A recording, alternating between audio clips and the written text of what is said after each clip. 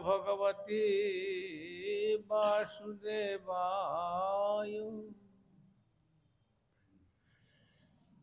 श्रुतिछन्दोगः वदति परमं ब्रह्मपूरकम् श्रुतिर्वैकुण्ठं वदति किल यद्विष्णु सदनम् शीतद्दीपञ्चन्य विरलरसिकोऽयं व्रजवनं श्रीनवद्वीपं वन्दे परमसुखदं तं श्रीदुहितं। श्रीमायापुरं वन्दे परमसुखदं तं श्रीदुहितं। देवी सुरेश्वरी भगवती गंगे त्रिभुवनतारिणी तरलतरंगी शंकर मौलिनिवासिनी विमले मम मतिरस्तं तव पदकमले। भक्त्या विहीनयपराधलक्ष्यै क्षिप्तस्य कामादितरङ्गमध्ये कृपामयि त्वां शरणं प्रपन्याः। वृन्दे नमस्ते चरणोरविन्दम्। श्रीकृष्ण चैतन्य प्रभु नित्यानंद श्री अद्वैत गदाधर शिवासादि गौरभक्तवृंद। हरे कृष्ण कृष्ण कृष्ण हरे हरे, हरे राम राम राम हरे। श्री गुरुदेव जय प्रभुपाद, जय राधा दामोदर, जय गोस्वामी, जय राधा।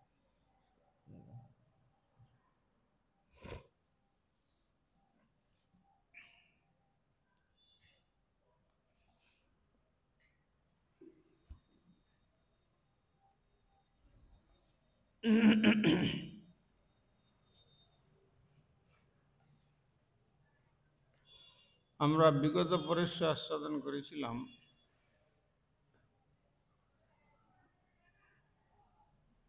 শ্রীমদ্ ভাগবতম দশম স্কন্দের ষোড়শ অধ্যায় 38 সংখ্যক শ্লোক।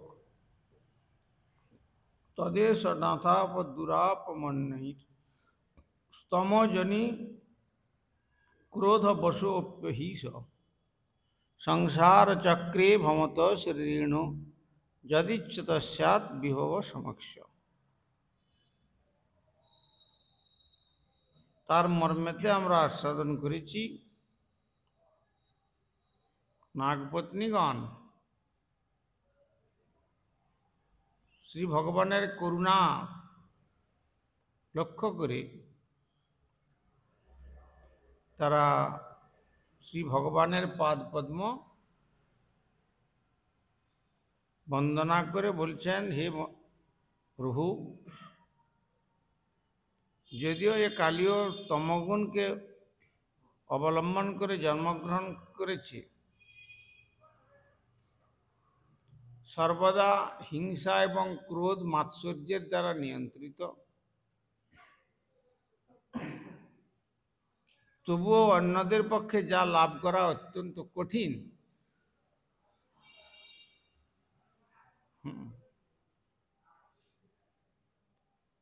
সে তাই লাভ করেছে। এক হচ্ছে তমজনী, তমগুণ, হিংসা, মাৎসর্য, এবং সর্বদা ক্রোধী, সর্বক্ষণ ক্রোধ, এটা তার স্বভাব। এবং অন্যদের পক্ষে যা লাভ করা কঠিন সেই বস্তু লাভ করবে। কেননা আপনার পাদপদ্ম রজ লাভ করা মাত্রই জন্ম মৃত্যুর চক্রের থেকে সংসার চক্রে ভ্রমত শরীরেণ, যারা জন্ম মৃত্যু চক্রের আত্মা দেহ ধারণ করে পরিভ্রমণ করছে, এবং বাসনায় পরিপূর্ণ দেহধারী জীবগণের চক্ষুর সম্মুখে সর্বপ্রকারের মঙ্গল প্রকাশিত হয়।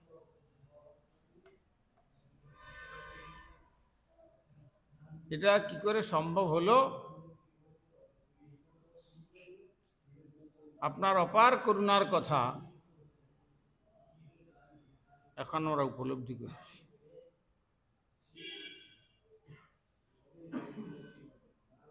নমস্তুভ্যং ভগবতে পুরুষায় মহাত্মনে ভূতাবাসায় ভূতায় পরায় পরমাত্মনে।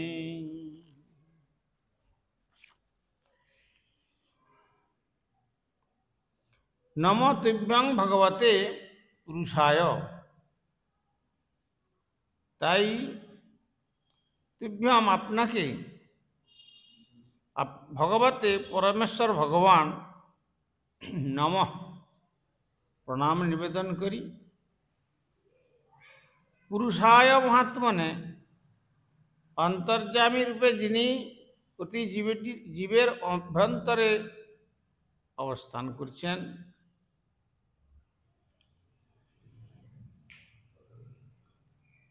এবং যিনি সর্বব্যাপক, ভূত আবাসায়, আকাশ আদি সর্বভূতের যিনি একমাত্র আশ্রয়, কীর্তি অপ তেজ মরুদ বোম, যার থেকে প্রকাশ, পরায় পরম কল্যাণের প্রতি পরমাত্মনে, যিনি আমরা এখন বুঝতে পেরেছি জড় জগতের সমস্ত কারণের মূল কারণ, বা জগতের সমস্ত মূল কারণের অতীত তত্ত্ব।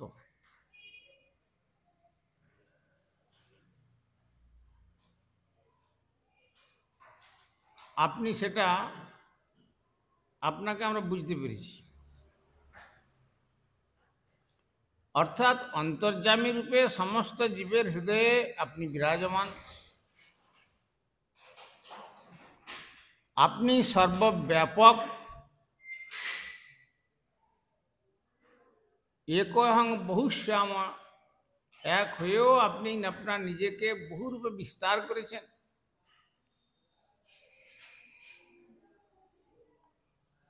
তাই এখন এই পরিস্থিতিতে আমরা যা উপলব্ধি করেছি, আমাদের সমস্ত প্রবৃত্তি থেকে বিরত হয়ে আপনার চরণে প্রণাম নিবেদন করি। আপনার চরণে আমরা প্রণত হচ্ছি।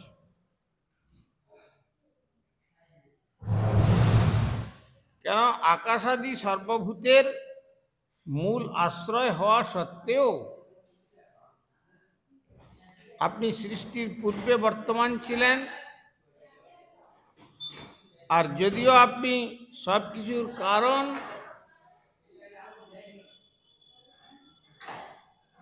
তবুও পরমাত্মা রূপে আপনি সমস্ত জড় কার্য ও কারণের অতীত।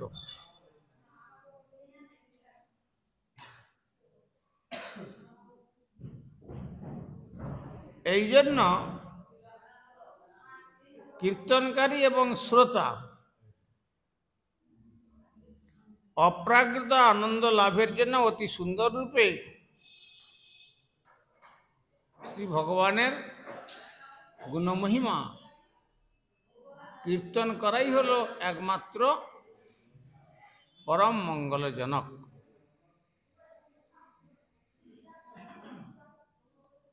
এটা আমরা আপনার কৃপাতে বুঝতে পেরেছি।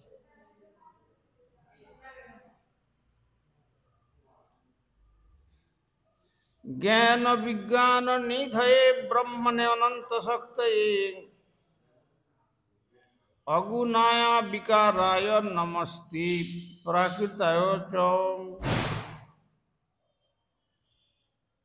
জ্ঞান বিজ্ঞান নিধয়ে ব্রহ্মণে, বিজ্ঞান চিৎ শক্তির যে জ্ঞান চেতনা, নিধয়ে সাগর স্বরূপ ব্রহ্মণে, পরতত্ত্বকে অনন্ত শক্তি অসীম শক্তি সম্পন্ন, অগুণায়, আপনি কোনো প্রাকৃত গুণের মধ্যে নন, অর্থাৎ প্রাকৃত গুণহীন, সেই জন্য আপনি হচ্ছেন নির্গুণ। সেই কথাটা মানুষ বুঝতে পারে না, তাই ভগবানকে বুঝাতে যায় ভগবান নিরাকার, নির্গুণ, নির্বিশেষ, নিঃশক্তিক ইত্যাদি। এটা জড়জগতে তথাকথিত বিদ্যার দ্বারা মানুষ শ্রী ভগবান যে অনন্ত গুণের উৎস, অপ্রাকৃত গুণের উৎস, সেটা তারা বুঝতে পারে না।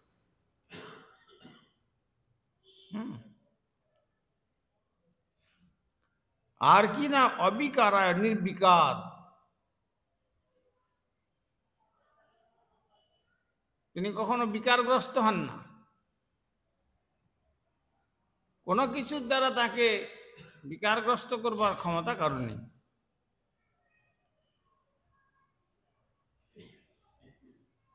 আর তে প্রাকৃতায় চ, তাই আপনাকে আমরা জড়া প্রকৃতির মুখ্য প্রবর্তক, যে আপনি এ সমস্ত জেনে আপনার শ্রীচরণ কমলে আমাদের সকলের নমস্কার।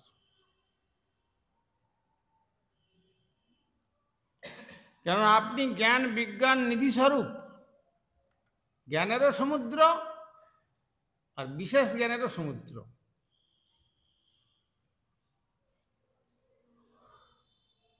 জগতের যত বড় তথাকথিত বৈজ্ঞানিক হন না কেন,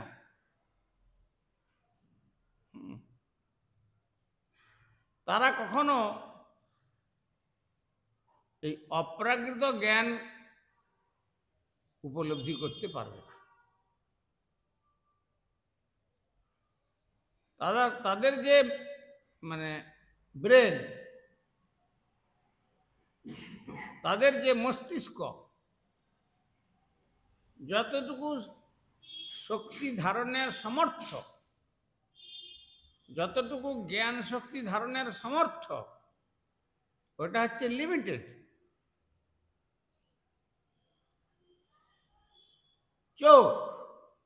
চোখ একটা লিমিটেড পাওয়ার পর্যন্ত দেখতে পাবে,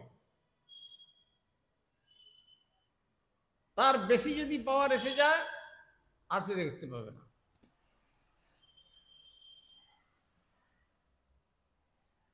তেমনি কানেও একটা নির্দিষ্ট পরিমাণ শ্রবণ শক্তি রয়েছে। সেই শ্রবণ শক্তির ঊর্ধ্বের যদি শব্দ আসে, তখন কিন্তু কান কি হয়, অটোমেটিক্যালি তালা বন্ধ হয়ে যায়। কিন্তু শ্রী ভগবান কিরকম, জ্ঞান বিজ্ঞান নিধি স্বরূপ, জ্ঞান বিজ্ঞানের সমুদ্রের মতো।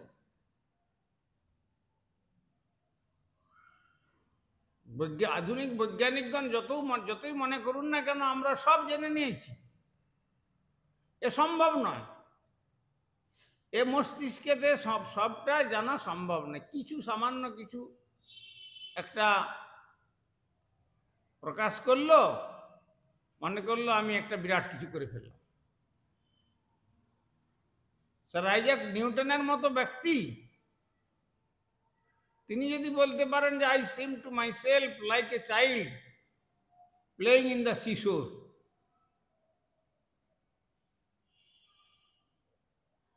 বলেছিল। আর কোন সায়েন্টিস্ট বলেছিলেন cause or causes may be complex but that is unknown and unable to us. Cause and effect theory, কার্যকারণবাদ, কারণ কোনো কার্যই কারণ ব্যতিরেকে ঘটতে পারে না।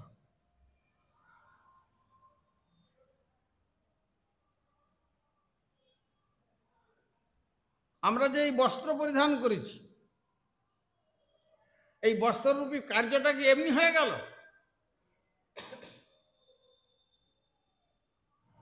এর মূল কারণটা কি? মূল কারণ হচ্ছে তুলো।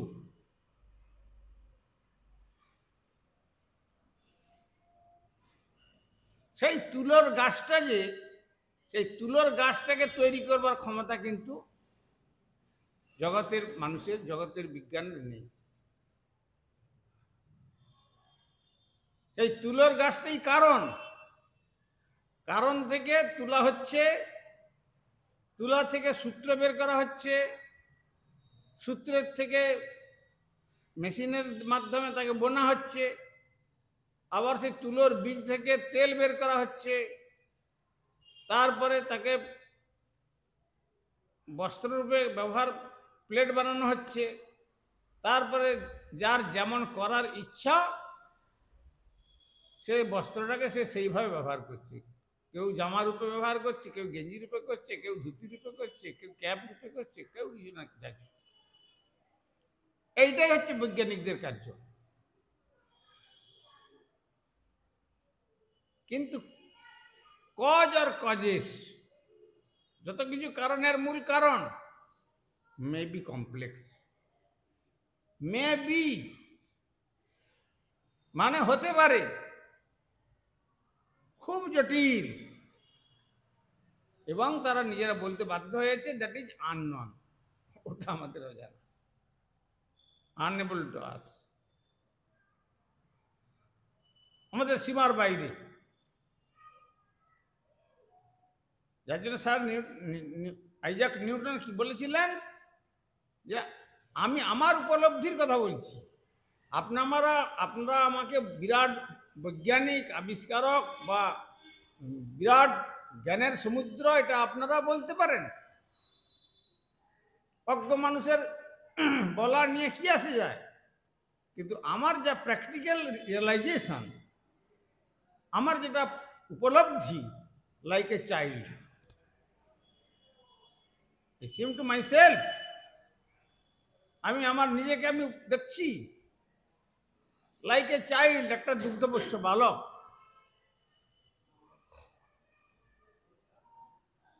Playing in the সিশোর। সমুদ্রের জ্ঞান সমুদ্রের জল কেউ পর্যন্ত এখন টাচ করতে পারি নাই, কতগুলো উপলখণ্ড নিয়ে সমুদ্রের তটে ছেলে যেমন 5টা শামুক, 5টা নুড়ি এইসব নিয়ে 5টা বালি কি 10টা বালি নিয়ে খেলাধুলা করে, আমি সেই রকমভাবে সামান্য একটা কিছু, আমার ব্যক্তিত্বটা এটা আমার পার্সোনালিটি, এটা আমার পার্সোনাল রিয়েলাইজেশন, আমার উপলব্ধি, নিজস্ব উপলব্ধি। লোকে কি বললো না বললো তাতে যায় আসে না। সুতরাং যার যতখানি মেরিট, যতখানি হায়ার ক্লাসের মেরিট আসবে, সেই মেরিট অনুপাতে সে জ্ঞান তত্ত্ব সম্বন্ধে ততখানি সে ধরতে পারবে, তার উপরে ধরতে পারবে না। কিন্তু শ্রী ভগবান তিনি এরা বলছেন যে আপনি জ্ঞান এবং বিজ্ঞানের নিধি স্বরূপ সমুদ্র,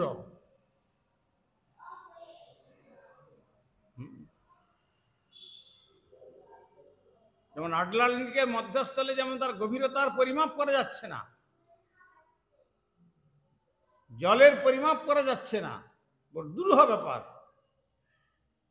যে কত টন জল আছে আটলান্টিকে।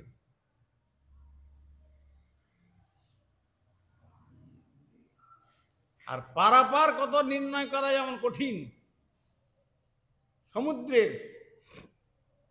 তেমনি আপনি হচ্ছেন জ্ঞান বিজ্ঞানের সমুদ্র।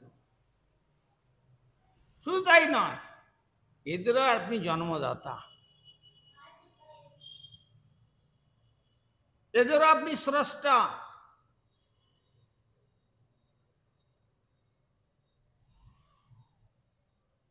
আর অনন্ত শক্তিযুক্ত পরম তত্ত্ব, আপনার অনন্ত শক্তি, আপনার শক্তির কোনো শেষ নাই।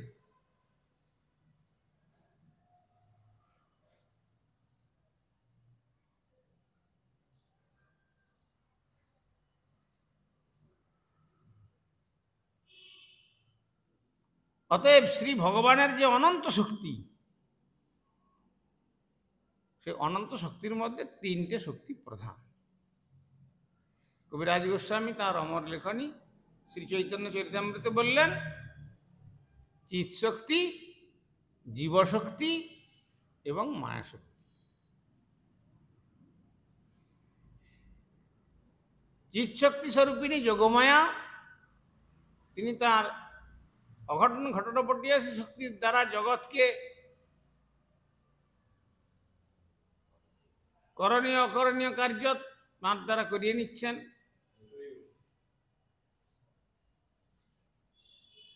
আর জীবশক্তি হচ্ছে একটি চিৎ শক্তি, তার মধ্যস্থলে হচ্ছে জীবশক্তি, তারপরে হচ্ছে মায়াশক্তি।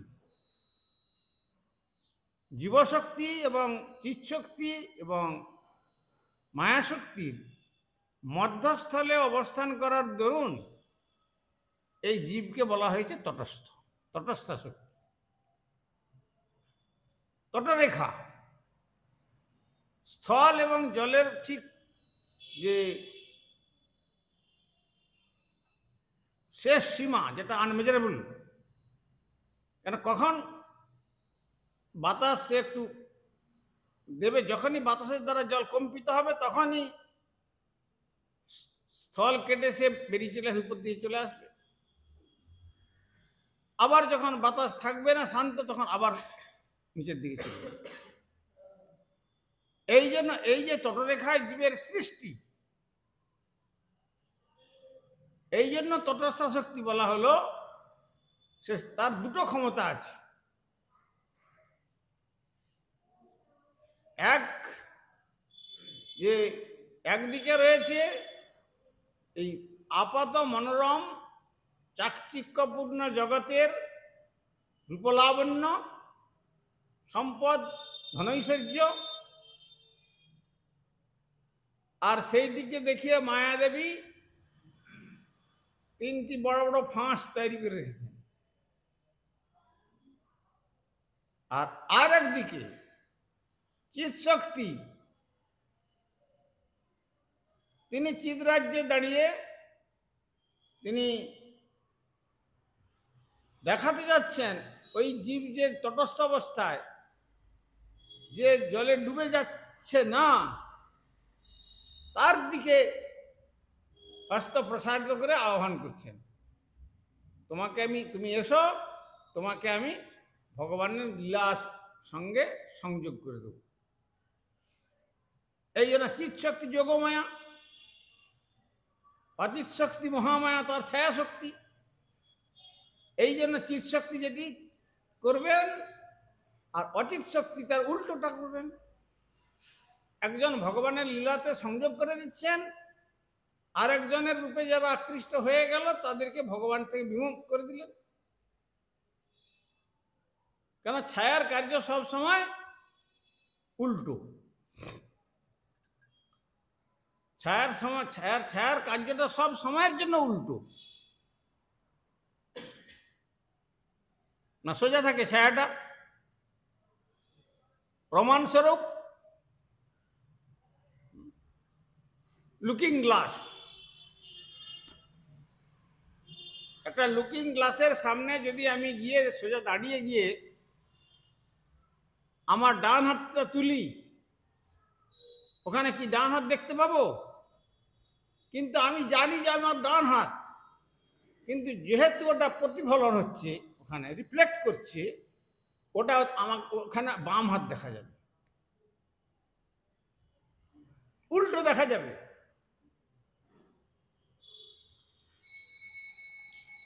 এই জন্য গুরু মহারাজ বলতেন, this mundane phenomena the perverted reflection of the transcendental world, that is the real identification of spiritual entity.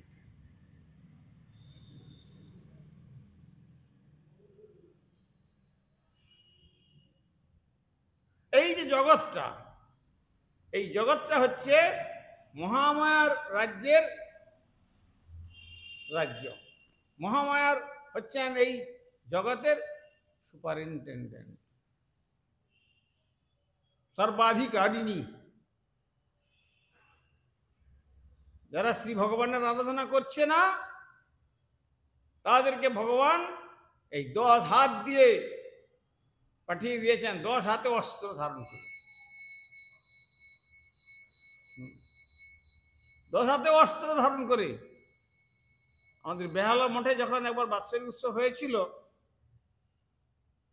তখন শ্রীল বনগোস্বামী মহারাজের পরে তিনি ছিলেন রসিকানন্দ মহারাজ। রসিকানন্দ বনগোস্বামী মহারাজ যখন এসেছিলেন, তখন বলছিলেন যে এই যে 10টা হাত, কারণ জানেন, 10টা হাতে এই যে 10 দিক, 10 দিকে এমন সশস্ত্র প্রহরীর কার্য করে তিনি কাজ করেন, যেন আমরা এই যে সংসাররূপী কয়েদখানার মধ্যে পড়েছি, এই কয়েদিগুলো যেন কোনো দিক দিয়ে বেরিয়ে যেতে না পারে।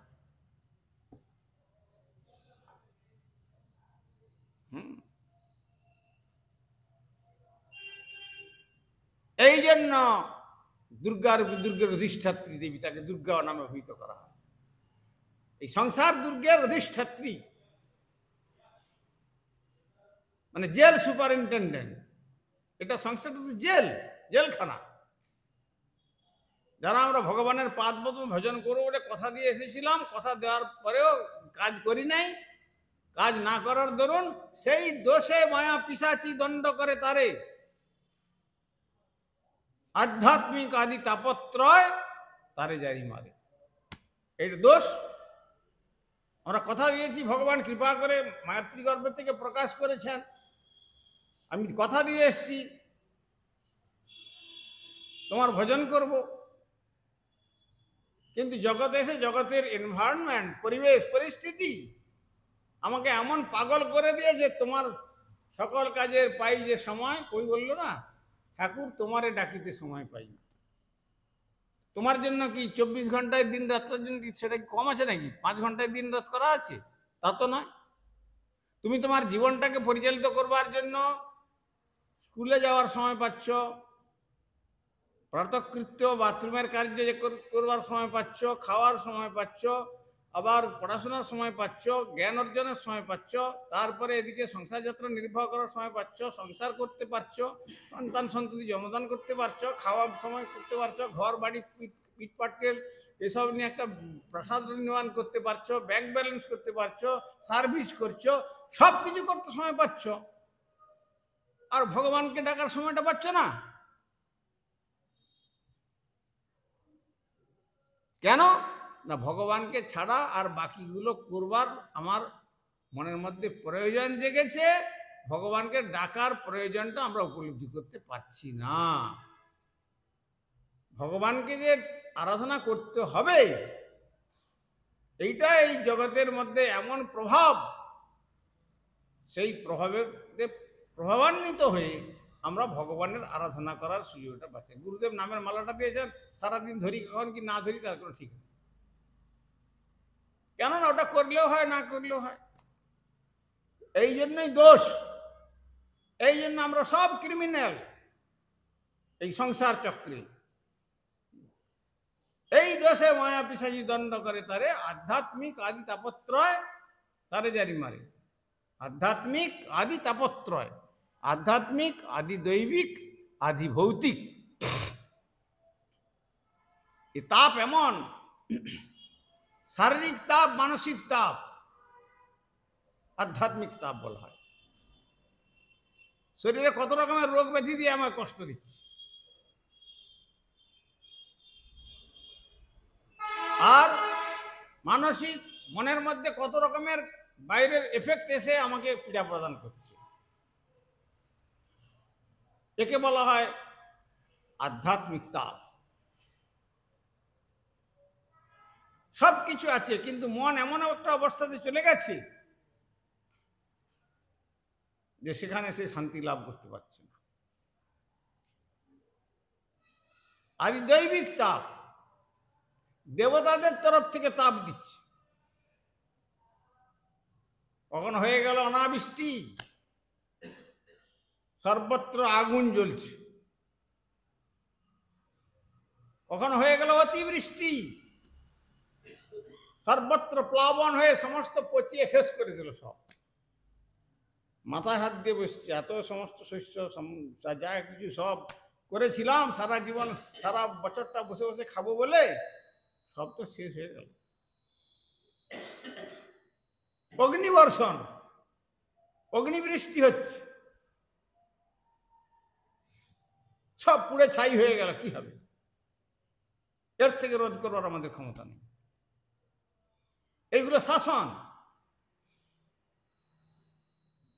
যেমন জেলে যেমন কয়েদিদের শাসন করা হয়, তেমনি এগুলি শাসন। আর আদিভৌতিক প্রাণীদের থেকে কাউকে হঠাৎ করে দেখবেন যে রাস্তায় যাচ্ছে, একটা সর্প দংশন করবে, বাস মরে। ঘরে শুয়ে আছে, বালিশের কাছ থেকে বেরিয়ে একটা বৃশ্চিক দংশন করবে। হঠাৎ দিয়ে যাচ্ছে, রাস্তায় যাচ্ছে, ছুটে আসা পিছন থেকে কুকুরটা, পাগলা কুকুরটা কামড়ে দিল।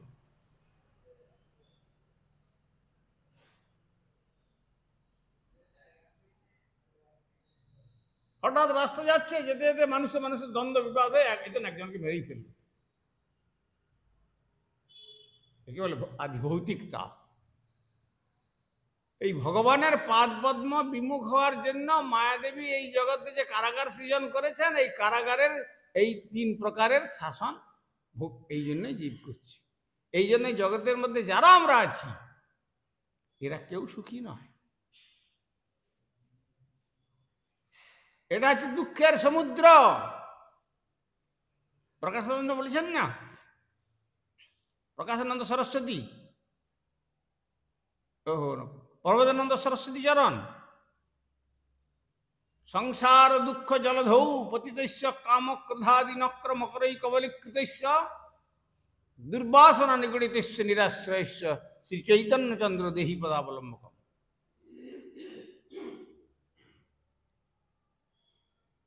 সংসারটা হচ্ছে দুঃখের সমুদ্র। ভগবান যেমন জ্ঞান বিজ্ঞানের সমুদ্র, আর সংসারটা হচ্ছে দুঃখ জলধৌ, দুঃখের সমুদ্র। দুঃখের সমুদ্রে কেউ যদি এসে বলে যে আমি এখানে সুখ নেব, সুখ পাবো, সেখানে চেষ্টা করলে পাওয়া যাবে? জলকে যদি কেউ মন্থন করে, মন্থন করতে করতে যদি বলে আমি এখান থেকে মাখন বের করব, বের করা যাবে? আমের কাজটাকে যদি ঘর্ষণ করে করে কেউ যদি বলে যে আমি এখান থেকে চন্দনের গন্ধ বের করবো, বেরোবে? বেরোবে না। তেমনি এই জগৎটা এই প্রকার দুঃখাত্মক।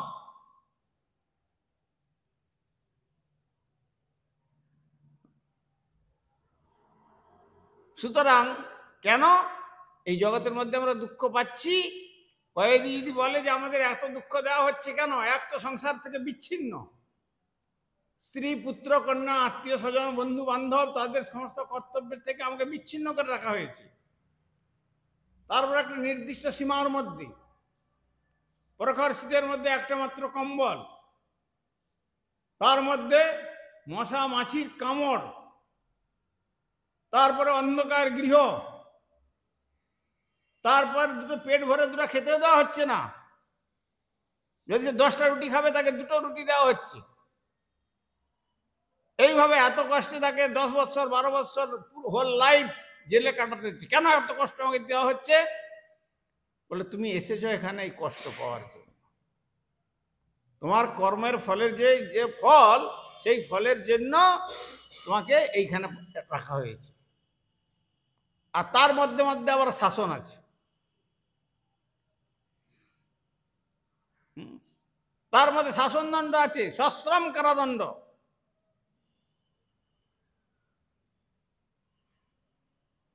না করতে পারলে আবার চাবুকের মার। সে যদি বলে যে কেন এত কষ্ট দেওয়া হচ্ছে আমাকে, তার উত্তর আসবে তোমার কৃতকর্মের ফল। তুমি যে কার্য পূর্বে করেছ সেই কর্মের ফল এই জন্য তুমি ভোগ করছো এখানে, তোমাকে ভোগ করতে হবে। তেমনি শ্রী ভগবান তার রাজ্যে নিয়ে যাওয়ার জন্য যে যোগমায়া দেবীকে পাঠিয়েছেন, তার রাজ্যে সে যেখানে যাবে সেখানে আর এই দুঃখ বলে কোনো জিনিস নাই। সেখানে আনন্দেই আনন্দ। আনন্দ যেন বলেছেন আনন্দময় অভ্যাসায়। একমাত্র সেই পরম আনন্দময় পুরুষ হচ্ছেন ভগবান শ্রীকৃষ্ণ। সেই কৃষ্ণের পাদপদ্মে যারা আরাধনা করলেন তারাই জগতে আনন্দ লাভ করবেন। আর তা না হলে যারা আরাধনা করতে পারলেন না তাদের কেবল দুঃখই দুঃখ তাদের লাভ করতে হবে। এই জন্য আত্মনিবেদন তুয়াপদে করি হইনু পরম সুখী, দুঃখ দূরে গেল চিন্তা না রহিল চৌদিকে আনন্দ দেখি। কেন? অশোক অভয় অমৃত আধার তোমার চরণদয়, তাহাতে এখন বিশ্রাম লভিয়া ছাড়িনু ভবের ভয়। আর এই ভববন্ধন থাকবে না। কৃপা সিন্ধু ভৈবচ পৈতানাং পাবনেভ্যো বৈষ্ণবেভ্যো। হরিহরয়ে নম কৃষ্ণ যাদবায় নম হরিহরয়ে যাদবায় মাধবায় কেশবায় নম।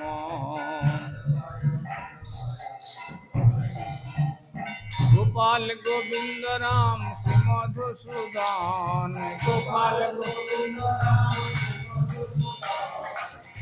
হরি গোপীনাথ মদন মোহন।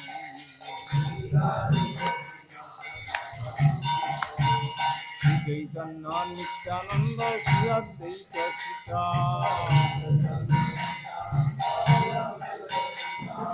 আর হরি গুরু বৈষ্ণব ভাগবত গীতা।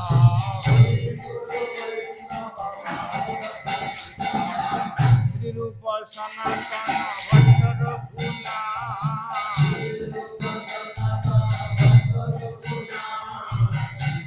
গোপাল ভট্ট দাস রঘুনা।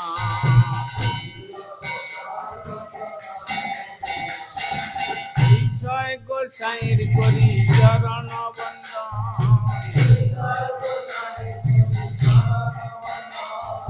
যাহা হইতে বিশ্বনাথ বিশ্বপুরাণ।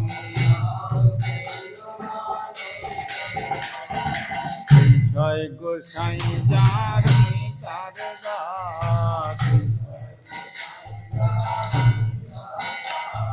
আর কাশবার পদ রেণু মোর পঞ্চগ্রাস।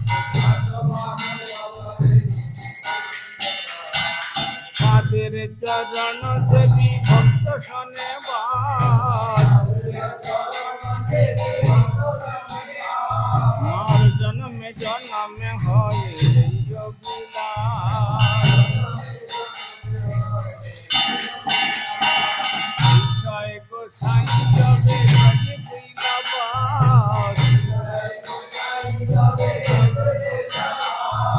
রাধা কৃষ্ণ নিত্য লীলা কৃষ্ণ প্রকাশ। আনন্দে বল হরি ভজ বৃন্দাবন, মারতি গুরু বৈষ্ণব পদে মজলিয়া মন।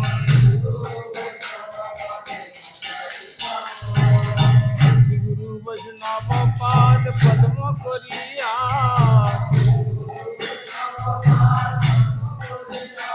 হরিনাম সংকীর্তন কহে নরোত্তম দাস।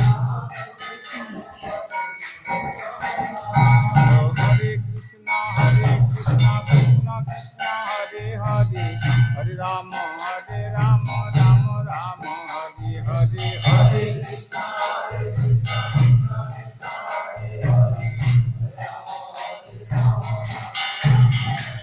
জয় গৌর হরি